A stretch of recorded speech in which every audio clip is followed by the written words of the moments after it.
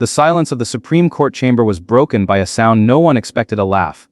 It wasn't the warm laugh of shared humor.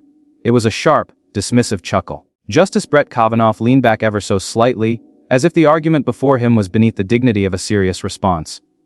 That chuckle did not merely echo off marble walls.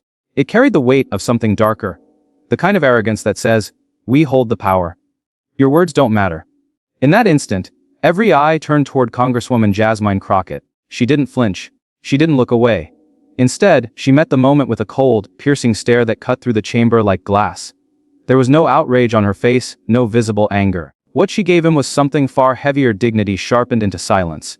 The air shifted. It was as if time itself slowed down. Kavanaugh's faint grin lingered, but in the stillness that followed, it felt fragile, almost hollow. Crockett's eyes, steady and unyielding, told a different story. This exchange wasn't about a single remark or a fleeting laugh. This was about power, respect, and the voices of millions who had placed their trust in her to speak on their behalf. The spectators in the gallery leaned forward, caught between disbelief and anticipation. Would she ignore the slight, letting the moment dissolve into history? Or would she respond, not just for herself, but for every citizen who had ever felt mocked, dismissed, or silenced? In that suspended silence, Crockett's composure became the story. The justice's laugh had been meant to diminish her argument, but instead it magnified the weight of what she was about to say. The entire chamber felt it. Something was about to break. And once it did, nothing would sound the same again. And then came the cliffhanger every great drama needs. The thought that raced through every mind in the room was the same: no one expected what she would say next. That single chuckle might have sounded small, almost forgettable, to someone outside the room. But inside the Supreme Court, it landed like a thunderclap. Because this wasn't just a laugh. It was a symbol. A symbol of how easily those in power can dismiss the struggles of ordinary people. The Supreme Court is supposed to be the guardian of democracy, the final arbiter of justice. Yet here was a justice of the highest court, reducing a serious argument about voting rights to a punchline. And when the integrity of the court is questioned, it doesn't just shake the walls of Washington, it shakes the foundation of the entire nation. For generations, Americans have looked to the court not just for rulings, but for reassurance that the system works, that every citizen has a voice. But in that moment, with that single mocking laugh, the court's credibility itself felt on trial. If a justice could treat a representative of the people with such disdain, what did that mean for the millions of citizens who depended on that institution to protect their rights? This wasn't just about Jasmine Crockett standing at a podium. This was about history echoing through the chamber. Every fight for voting rights, every march for civil equality, every citizen who had ever been told, "Your voice doesn't matter," was present in the tension of that room. Kavanaugh's arrogance, subtle though it was, embodied something larger: the gap between those who wield power and those who live with its consequences. And Jasmine Crockett, standing firm, embodied something greater too: the resolve of the people who refused to be silenced, because the stakes could not be higher. At issue in that courtroom was not just a technical debate or a legal quibble. It was the question of whether democracy itself would remain meaningful, or whether it would be chipped away, one smirk, one decision, one precedent at a time. And here's where the story transforms. That chuckle wasn't just disrespect aimed at Crockett. It was disrespect aimed at every American whose voice and vote were on the line. Millions of people who work, sacrifice, and believe in the promise of America, reduced, in that instant, to the butt of a joke. But Jasmine Crockett wasn't about to let it pass. She had studied too hard, prepared too deeply, and carried too much on her shoulders to walk away in silence. She understood that her response was more than words in a courtroom. It was a stand, for credibility, for justice, for the very soul of democracy. And so, the stage was set. A justice's laugh had cracked open the fault line, but what came next would shake the ground beneath the entire chamber. Because Crockett wasn't just answering for herself. She was about to answer for America. Before that chuckle ever echoed through the chamber, Brett Kavanaugh's reputation had already been written in controversy. To some, he was a symbol of conservative strength. To others, he was the embodiment of arrogance cloaked in a black robe. His career, from his early days in Washington to his fiery confirmation hearings, was defined not by humility, but by the repeated clash between power and accountability. The nation still remembers 2018, when Kavanaugh's nomination to the Supreme Court split the country in two. Millions tuned in to the hearings that felt more like a trial than a confirmation. Accusations of misconduct, emotional testimony, a nominee pounding the table, voice shaking not with contrition but with rage. It was a moment that revealed the man beneath the judicial robe: combative, defensive, unwilling to accept even the possibility of fault. That same fire, that same defiance has never left him. Even as a justice, his dissents often carry a sharp, biting tone, less about interpretation of law, more about domination of the narrative. To many it feels as though he never sits as a neutral arbiter.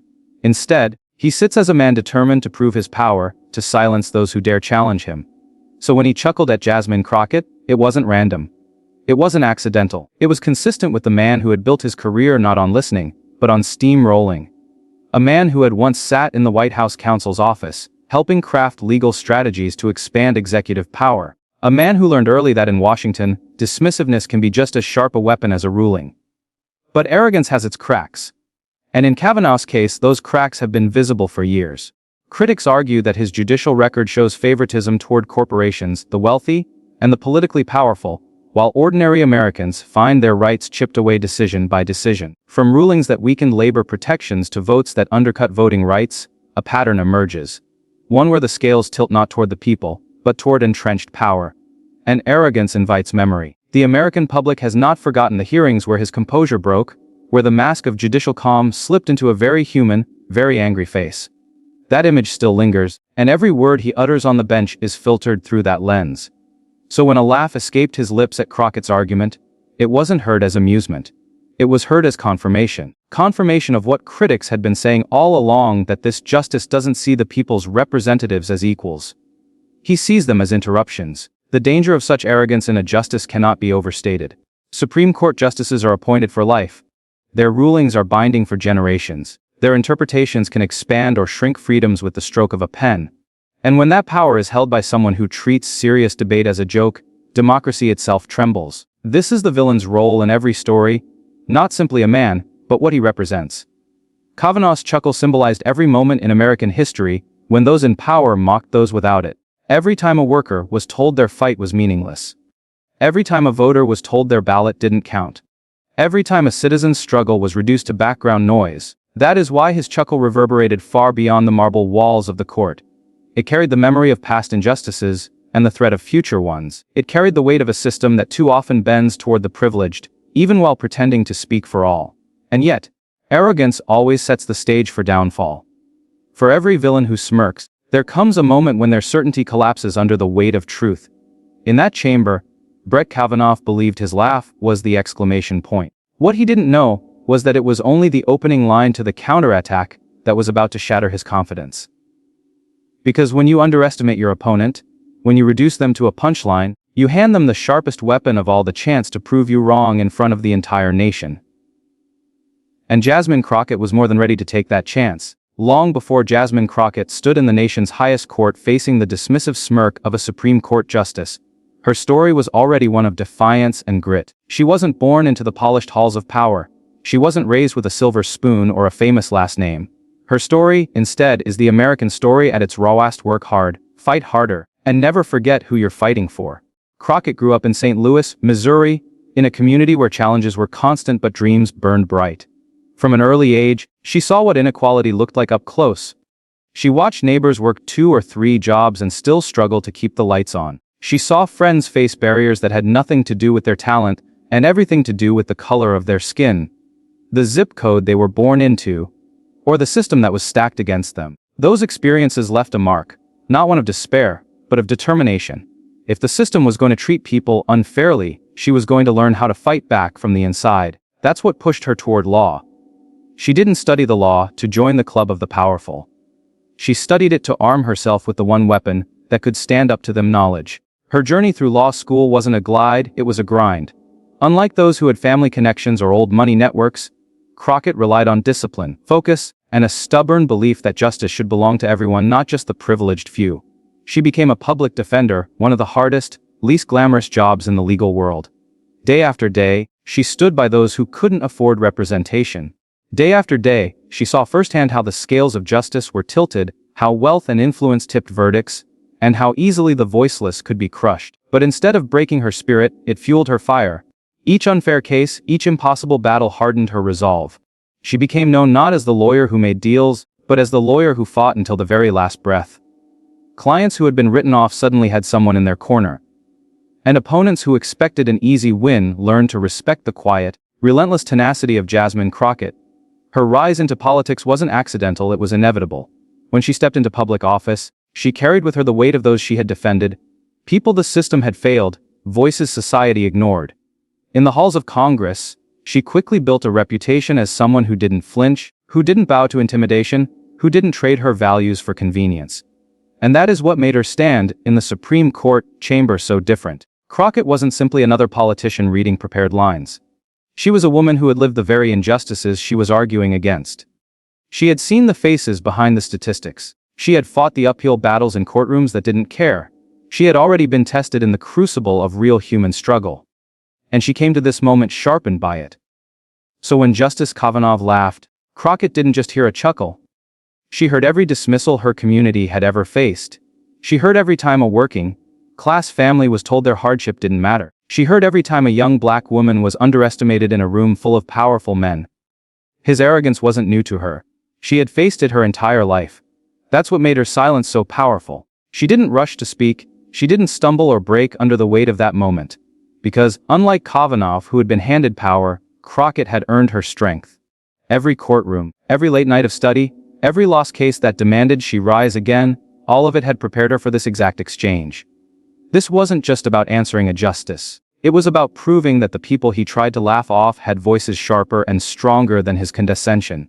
And Jasmine Crockett, standing tall, carried those voices like a shield and a sword. The chamber didn't know it yet, but the cold, deliberate calm in her eyes meant one thing: the fight was about to turn. Because in the great stories of America, heroes don't rise from comfort. They rise from struggle, and Jasmine Crockett was the living embodiment of that truth. The moment hung heavy in the chamber, and then it broke. Jasmine Crockett began to speak. Her voice was steady, deliberate, the kind of calm that forces people to lean in closer, because they realize something important is about to happen. At first, she addressed the legal points, laying out the foundation of her argument with precision. Her words were sharp, not flowery, and carried the weight of someone who had done the homework. Every sentence was layered with evidence, with history, with the undeniable truth that her case wasn't about theory, it was about people. But across the bench, Justice Kavanaugh's smirk lingered, and soon his body language betrayed him. He leaned forward, interjecting with questions designed not to clarify but to undermine. His tone carried the same dismissiveness as his earlier laugh, as if Crockett's reasoning was unworthy of serious engagement. The back and forth intensified. Kavanaugh pressed, interrupting, cutting into her sentences with condescending quips meant to throw her off balance. He wasn't the first man in power to try that tactic, and he wouldn't be the last. But Crockett, forged in years of defending the voiceless, didn't budge. Each interruption became fuel. Each dismissive remark only sharpened her focus. Observers in the gallery felt the energy shift. What began as a sneer from the bench had now evolved into a visible clash of wills. The justice, armored in the tradition of the court, versus the congresswoman, armored in the lived experience of her people. The rhythm quickened. Kavanaugh fired off a pointed jab, a technical question meant to trip her up. Instead of faltering, Crockett answered with ease, not only addressing his point, but expanding it, exposing contradictions in prior rulings he himself had supported. For the first time, the grin slipped from his face, but she wasn't done. Crockett began to push harder, weaving her argument into a larger narrative. She wasn't just defending her case anymore, she was indicting the arrogance of the institution itself. With every carefully measured word, she peeled back the illusion of neutrality and revealed the raw imbalance of power. The tension in the chamber rose like a storm.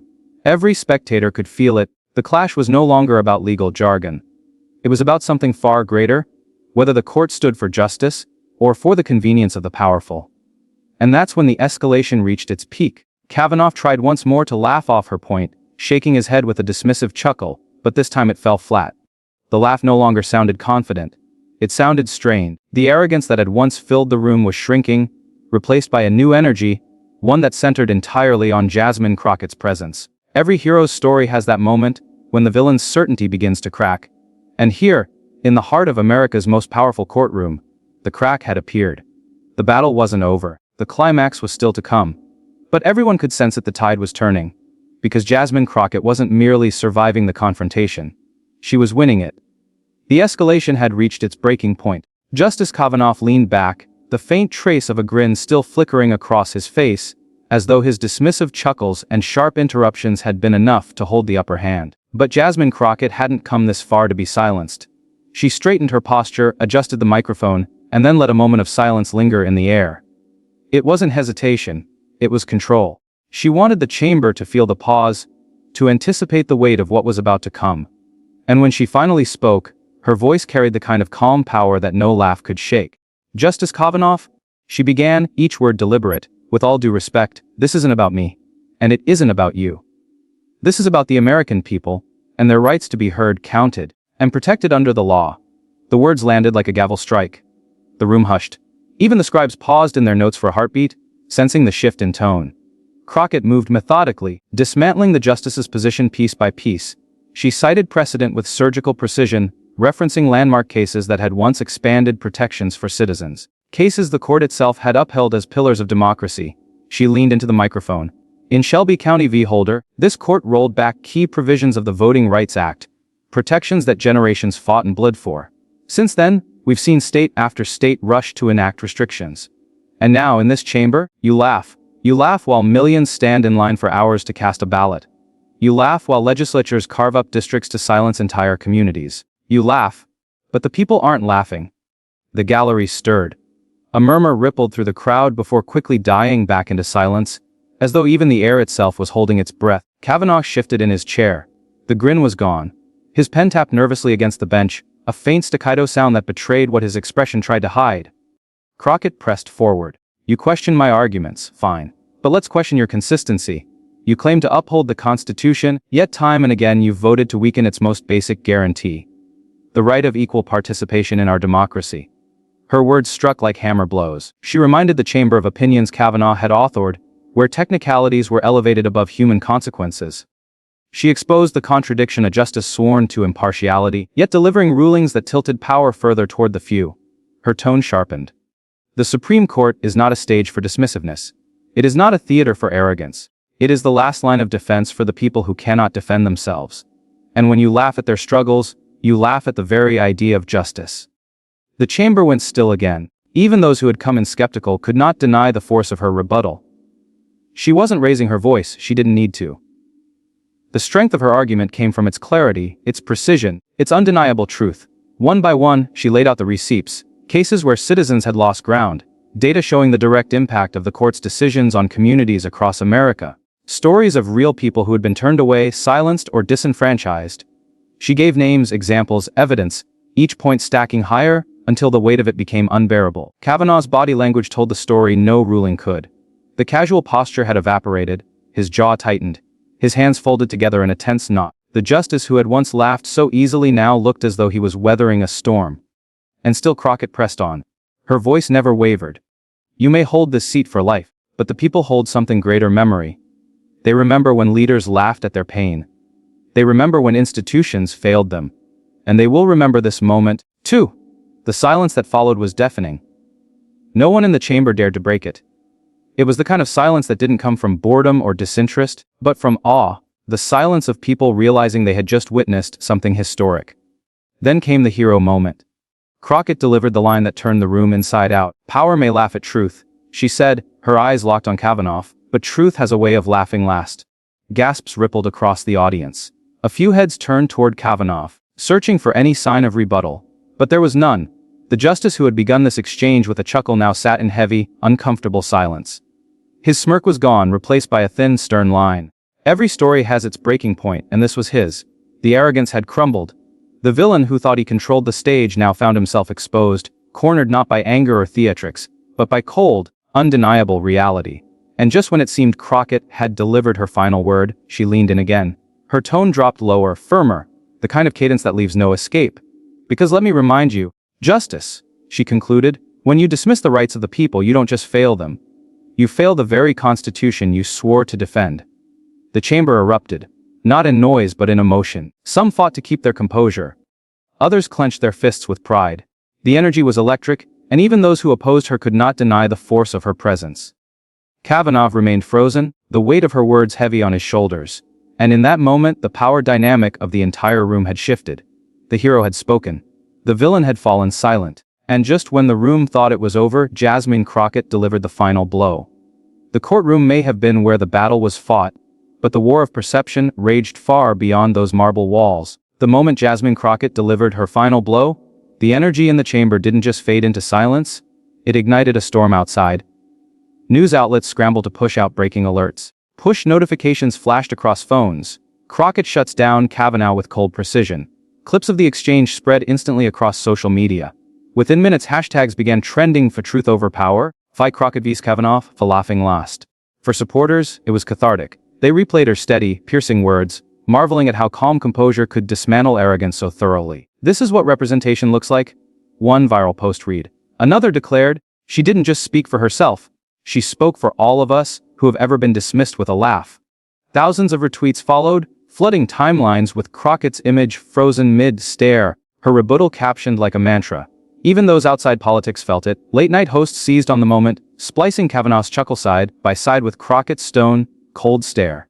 That, one joked, wasn't a stare, it was a life sentence. Memes exploded, framing her words as the ultimate mic drop.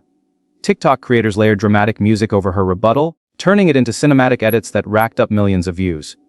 But the reactions weren't just entertainment. For activists and organizers, Crockett's words became a rallying cry. Civil rights clipped her speech into highlight reels, sending them across email lists and community networks. She put the court on notice? One advocacy leader said. They can laugh at us, but they cannot erase us. Inside Washington, the exchange sent ripples of unease. Some lawmakers who had stayed quiet on Supreme Court reform suddenly found their phones lighting up with calls from constituents demanding answers. Crockett's dismantling of Kavanaugh had struck a chord. It wasn't just about one justice or one argument. It was about credibility. It was about whether the nation's highest court still deserved the public's trust. Commentators debated the moment in real time. Was Crockett too bold? Or had she simply held the court accountable in a way no one else dared? Cable news split screens showed analysts dissecting her lines, pausing footage to analyze Kavanaugh's shifting body language, replaying the instant his smirk vanished. This, one analyst said, is what happens when arrogance meets immovable truth. And yet, beneath the spectacle, there was something deeper. The people, ordinary Americans, began sharing their own stories, moments when they felt mocked, dismissed, or ignored by those in power. Crockett's stand resonated because it wasn't abstract.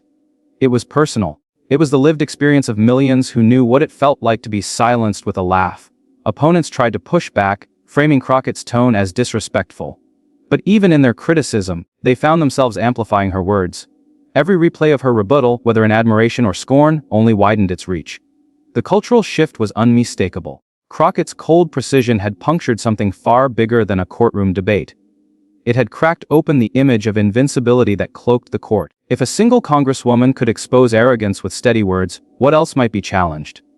What other assumptions of power might fall? By the end of the day, the numbers spoke for themselves. Tens of millions had watched the clip. Hashtags tied to the exchange were trending not just in Washington, but globally. International outlets ran the story, framing it as a test of American democracy, a clash between unchecked power and the voice of accountability. And through it all, the image remained Kavanaugh's laughter and Crockett's unflinching stare. Two frames frozen in history. One symbolized arrogance, the other resistance. Together they told a story far greater than the sum of their parts. The aftermath was not just shockwaves across politics. It was a reminder that words still matter. That truth, when spoken with precision and conviction, can ripple through society with the force of an earthquake. The chamber had gone silent, but the world outside had erupted. And as the dust settled, one question hung in the air. If this was only the beginning, what would come next? When the echoes of that courtroom finally faded, what remained was not just the clash of words, but the clarity of principle. Jasmine Crockett's response was never about personal pride or winning a verbal duel. It was about something far greater, whether dignity can stand tall against arrogance, and whether truth can pierce through power's mocking laugh. In that moment, Crockett reframed the entire exchange. The chuckle from Justice Kavanaugh was not just an insult toward her. It was symbolic of the way millions of Americans have felt dismissed, belittled, or ignored. When she stood her ground, she wasn't just speaking as one congresswoman. She was speaking as a voice for every person who has ever been told they don't matter. And this is why the moment carried so much weight. It wasn't about one courtroom or even one decision. It was about democracy itself. If those entrusted with the highest power in the land can treat citizens' rights as a punchline, what happens to the foundation of justice? Crockett reminded the country that laughter in the face of truth is not strength, it is weakness exposed. Her cold, precise words offered a moral counterpoint. They affirmed that accountability is not optional, that even the most powerful must answer when challenged. And in that balance, in that refusal to be silenced, we saw the enduring American promise that no voice is too small and no smirk is too strong to erase truth. But beyond politics, there was a more universal lesson. In everyday life, arrogance often hides behind dismissive gestures. A laugh, a shrug, a smirk. Too often, people accept it and move on. Crockett showed what happens when someone refuses to let that dismissal stand. Her response was not emotional fury, it was calm conviction. She proved that dignity does not need to shout to be heard. Sometimes the quietest rebuttal is the loudest of all. For millions watching, that became the deeper message. You do not need permission to stand your ground. You do not need power to speak truth. And you do not need to mirror disrespect to defeat it. Strength can be found in composure. Justice can be found in resolve. It's easy to believe that the loudest voice always wins. But Crockett's moment revealed the opposite. The enduring voices are the steady ones. The ones that refuse to bend, even when mocked. History rarely remembers the chuckles of arrogance, but it always remembers the words of dignity. And so, the legacy of that exchange lives on not in the latter that tried to dismiss it, but in the courage that silenced it. It reminds us all that the measure of a nation is not how its powerful laugh, but how its people answer. In that courtroom, arrogance thought it had the final word, but dignity had the last say. And for those watching across the country, the lesson was clear: whenever laughter seeks to diminish you, answer not with anger, but with truth, for in truth lies a power no smirk can withstand. And so the moment was sealed. Justice Kavanaugh chuckled, but Jasmine Crockett's cold response shut him down. What began as arrogance ended as revelation. A single dismissive laugh was supposed to belittle her, but instead it exposed the imbalance of power, the fragility of mockery, and the strength of quiet conviction. Crockett's words weren't just a rebuttal. They were a statement to the nation that dignity will always outlast derision, and truth will always pierce through arrogance. This is why the world couldn't stop watching. Why the clip spread like wildfire. Why hashtags trended and voices rose. Because deep down, everyone knows what it feels like to be dismissed, and everyone longs to see that dismissal answered with power, grace, and composure. Crockett gave us that moment. And if you believe moments like these matter, if you believe democracy is stronger when arrogance is challenged, when truth speaks louder than laughter, then this story doesn't end here. It continues with you. Subscribe for more stories that remind us of the power of voice, the resilience of dignity, and the unshakable truth that arrogance never wins in the end. Share this video so that others can see the strength of standing firm, even when mocked. And leave a comment below. Have you ever faced a moment when someone tried to dismiss you with laughter? How did you respond? Your story might be the reminder someone else needs today. Because in the end, it's not just about courts or Congress. It's about all of us. The world may laugh, but with courage, we can always have the last word.